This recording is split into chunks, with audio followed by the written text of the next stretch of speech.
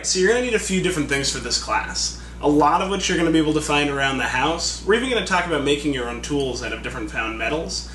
But there are a couple of things that you're going to want to purchase. In particular, locks. You're going to need a few locks to practice on. So just go out, pick up something inexpensive, something that you don't have to worry about if you break or whatever the case may be. If you have some used locks laying around the house, that would be great. If some friends have changed the locks out recently, try to get their old ones. eBay is a great resource, but it might take longer than you want it to. Reuse zones or any sort of donation hardware place where people donate old hardware and you can go and pick it up cheap. Those work great as well. So go out, pick up a couple of basic pin tumbler locks. Hopefully something that you can disassemble would be nice. Make sure that it's something that you can access. If you have a padlock or something, that's fine. The disassembly will still be good to watch, even though you won't be able to carry it out. But yeah, just get some locks is the important thing.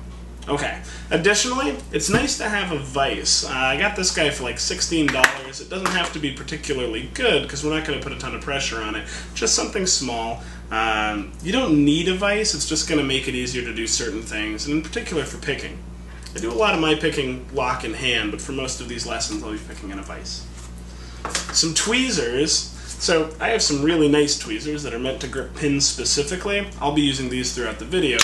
But you can use tweezers of just about any sort for most of what we're going to be using them for. So if you have some tweezers laying around the house, go dig them out. It'll be really helpful. Picks. Again, we're going to cover how to make picks, and we'll talk about the different materials you can make picks out of. But there's all sorts of metal that you can use to make your own tools. However, if you have access to some lockpicks, that would be great too. I don't have any specific lockpick recommendations for you.